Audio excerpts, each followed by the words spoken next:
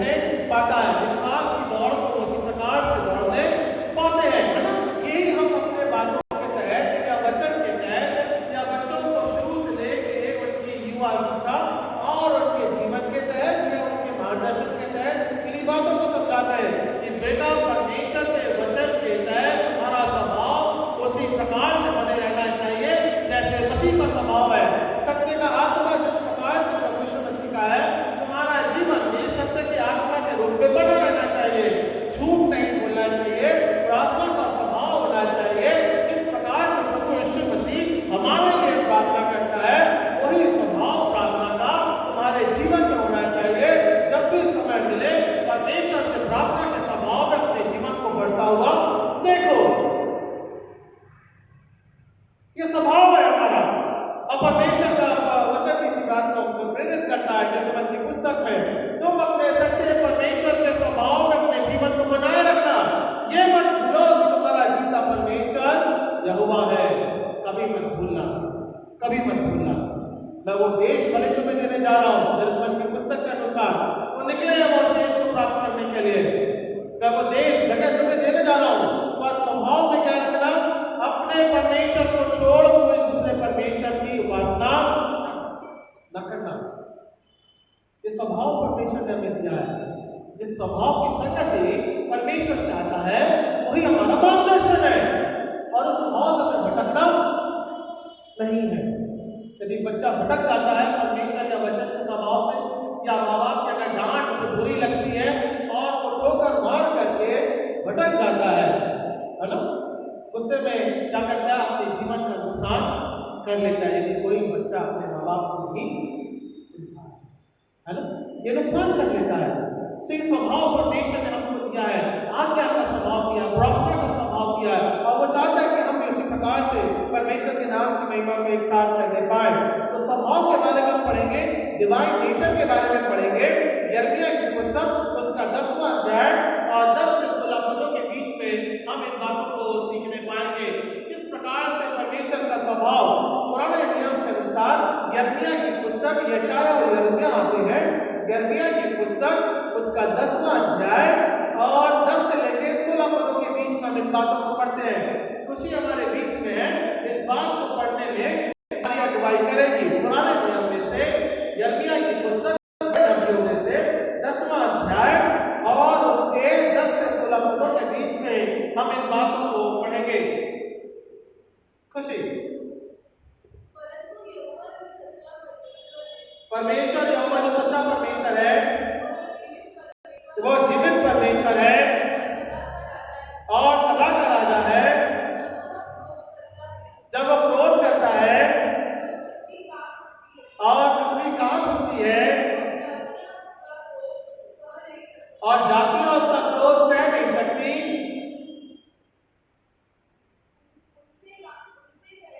यह कहना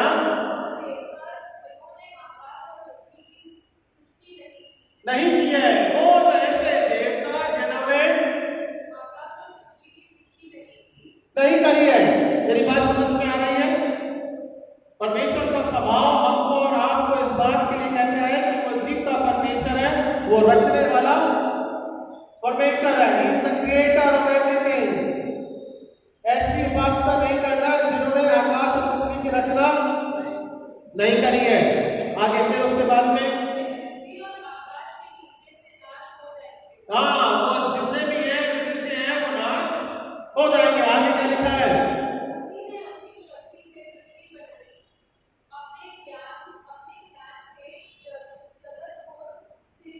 हाँ, उसने क्या किया है? जगत को स्थिर किया परमेश्वर ने, ये उसका स्वभाव है। फिर हाँ, और अपनी समझ से आकाश को फैलाया है। आगे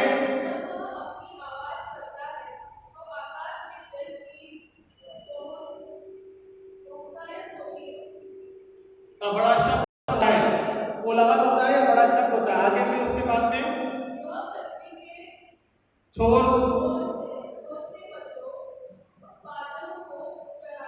हाँ,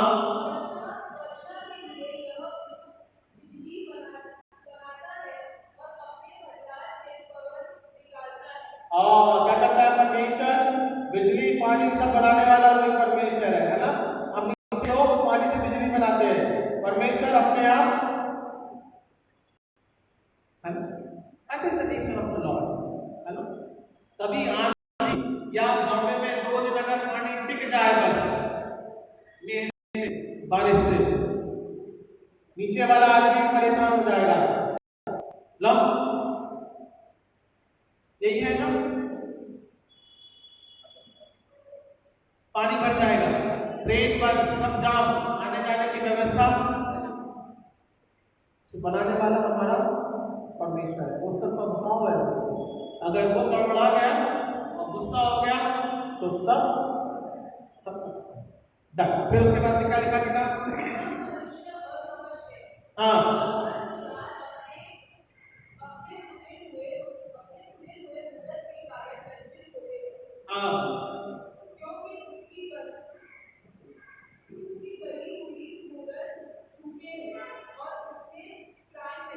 हाँ उसमें एक्चुअली हिंदी में लिखा हुआ उसमें सांस नहीं है।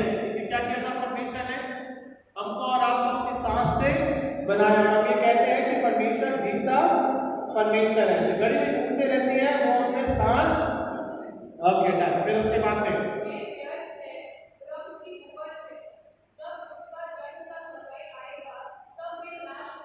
हाँ, जब उसने परमेश्वर ने निर्धारित किया है और वो उस समय के अनुसार नाश होगी। 16वां और अंतिम पद मुख्य पद है, पढ़ो बेटा। मैं आपके लिए पढ़ देता हूँ। परंतु याकूब का निज भाग उसके समान नहीं है। किसके समान? गढ़ी हुई मूर्तों के समान। पर कैसा है? क्योंकि वह तो सबका सृजनहार है और इस्राएल उसके निज भाग के गोत्र है। सेनाओं के यहोवा उसका नाम। हेलो, हम सब गढ़ी हुई मूर्तों में से नहीं है, हम सब जो बनाए गए हैं यहोवा सेनाओं के यहोवा के द्वारा, उसके पवित्र नाम के, उसके स्वभाव के माध्यम के द्वारा हम जीवित होने पाते हैं। तो हमारा गोत्र कौन है? कहाँ लाइनेज निकली है? हमारा जीवन कहाँ से निकला है? हमारे परमेश्वर की सांस से। क्योंकि परमेश्वर जीता परमेश्वर है, बनाने वाला परमेश्वर है और उसका स्वभाव हमारे जीवन में आया। समय परमेश्वर के स्वभाव में अपने जीवन को बनाए रखना बहुत जरूरी है। क्योंकि जो सांस चल रही है, सांस का जिस प्रकार से हमारे जीवन में बढ़ना चढ़ना उतरना जिस प्रकार से आप देखते हैं, हर एक प्रकार से परमेश्वर के द्वारा दी गई भेंट है। That is the divine nature of the lord. So वो हमारा मार्गदर्शन करता है।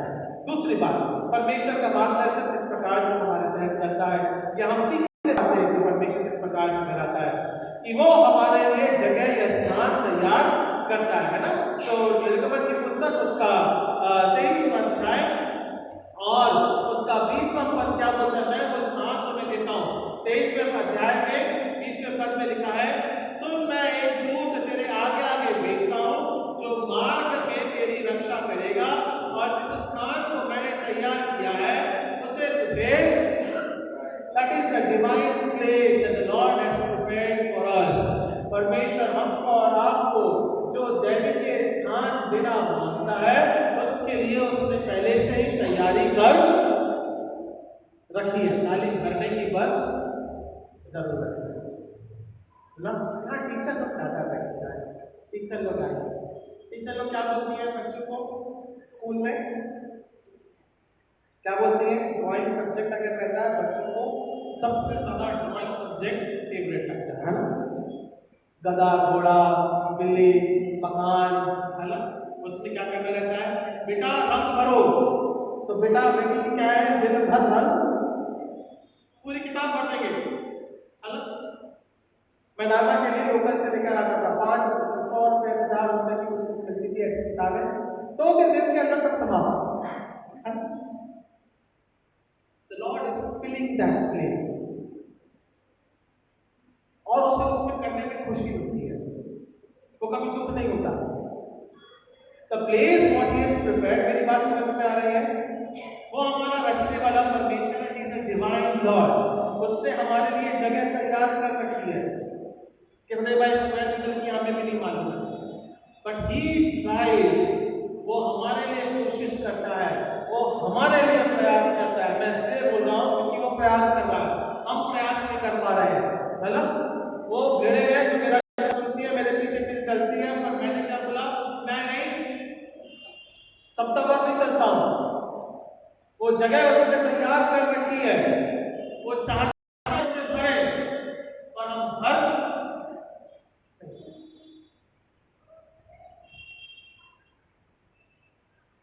मेरी बात समझ में आ रही? दिस इज अ टाइम, ये वो समय है, आराधना का समय है, विश्वास का समय है, जहां हम परमेश्वर में उस स्थान को भरने पाए, डिवाइन प्लेस को हम अक्वायर करने पाए, बढ़ाने पाएंगे, कहने पाएंगे मेरी जगह है परमेश्वर, ये मुझे चाहिए, मैं इसमें भरना चाहता हूँ, मैं उसमें रहना चाहता हूँ। वी नीड टू से लाइक दैट, उस स्थान को हम प्राप्त करें, इस प्रकार का हमारा प्रयास होना चाहिए। क्या लिखा है 11वें अध्याय में, Matthew chapter 11 verse 25 to 28 verse पढ़ दीजिए। मैं उसके तहत ये दूसरी बात को मैं कह के समाप्त करता हूँ। Divine place, Matthew chapter 11 verse 28। Nelson पढ़ो जल्दी से। नेल्सन आया है ना? नेल्सन हाँ आया है। मैथ्यू चैप्टर 11 मत्ती 11वां अध्याय और वर्स 25 से अगर आपको पढ़ना तो आप बाकी पढ़ लीजिएगा, और अभी हम 28 वर्स पढ़ेंगे। मुख्य रूप से ये विचार करने वाली बात है। थोड़ा जोर से बोल बेटा।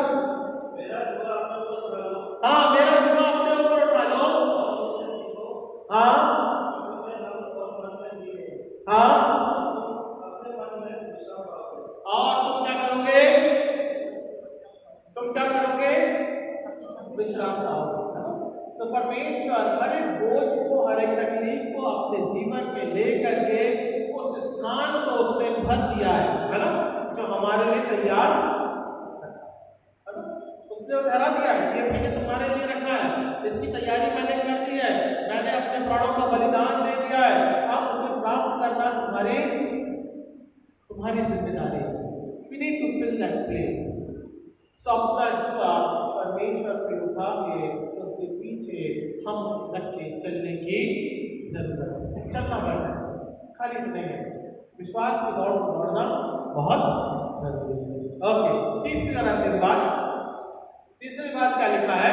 परमेश्वर का वचन निर्गमन उसके 23वें अध्याय और 21वें पद में लिखा है, और उसके सामने सावधान रहना, उसकी मानना, उसका विरोध न करना, क्योंकि वह तुम्हारे अपराध को क्षमा न करेगा, इसलिए कि उसमें तेरा नाम रहता है ना। तो परमेश्वर का वचन क्या बोलता है? He is a divine Lord with a divine attitude. उसका व्यवहार हमारे जीवन में बना रहता है ना। वो हमारे मध्य में रहता है, वो हमारे जीवन में रहता है। सावधानता के रूप में अपने जीवन को रखना है, बचाए रखना है, और तमाम जीवन के रूप में हमें कहना है कि प्रभु यीशु मसीह हमारा उद्धार करता है। कहाँ मिलेगा? यिर्मयाह की उसका 9वां अध्याय 23 से 24 पदों के बीच में हम इन बातों को देखेंगे। यिर्मयाह की पुस्तक उसका 9वां अध्याय 23 और 24 पदों के बीच में हम देखेंगे the divine attitude of the lord. दैविकीय व्यवहार, वो व्यवहार कैसा वो हमारे साथ करता है और हम उसके साथ में कैसा व्यवहार करते हैं, क्योंकि हम मानते नहीं है, सुनते नहीं है, ये हमारा व्यवहार तरीका होता है। और परमेश्वर हमारे साथ जो व्यवहार करता है वो प्रेम का स्वभाव रखता है, डिवाइन एटीट्यूड वो हमारे साथ में बनाए रखता है। यिर्मयाह की पुस्तक उसका 9वां अध्याय 23 और 24 पदों के बीच में देखेंगे, और भाई राज है हमारे बीच में, वो पढ़ने में हमारी अगुवाई करेंगे। भाई राज पढ़ो दोस्तों। यहोवा यूं कहता है, बुद्धिमान अपनी बुद्धि का घमंड न करे, ना वीर अपनी वीरता पर,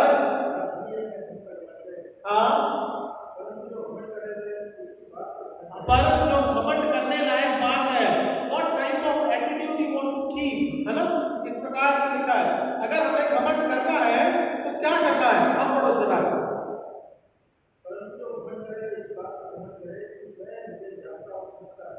हाँ, मैं यहोवा हूँ, और जो कि पृथ्वी पर न्याय और धर्म के कार्यों को वो करता है। धन्यवाद भाई, बैठ जाइए। धन्यवाद। सो परमेश्वर कैसा है? जो कि धर्म से न्याय करने वाला हमारा परमेश्वर है ना। सो हमको और आपको उसके समझ जब आना है, उसके वेदी के समझ जब हम आते हैं, जीवन के तय जब अपने आप को रखते हैं, अर्पण करते हैं, सब डिवाइन एटीट्यूड के साथ में आए, उसके देवी के रूप में आए। परमेश्वर मैं क्षमा चाहता हूँ, मैं तेरे समक्ष आता हूँ। परमेश्वर आपका देवी के मार्गदर्शन मेरे जीवन में बनाए रखें, आप अगुवाई करें, आपका प्रेम मेरे जीवन में कैद बना रहने पाए। इस बात को मैं व्यवहार के रूप में, जीवन के रूप में और उस एटीट्यूड का स्वभाव के रूप में मैं अर्पण करता हूँ। ये 3 बातें हमारे जीवन में मुख्य रूप से कार्य करनी चाहिए और परमेश्वर का वचन और साफ तौर से हमारे लिए प्रेरित करता है कि वो भेड़े हैं जो मेरा शब्द सुन, है ना।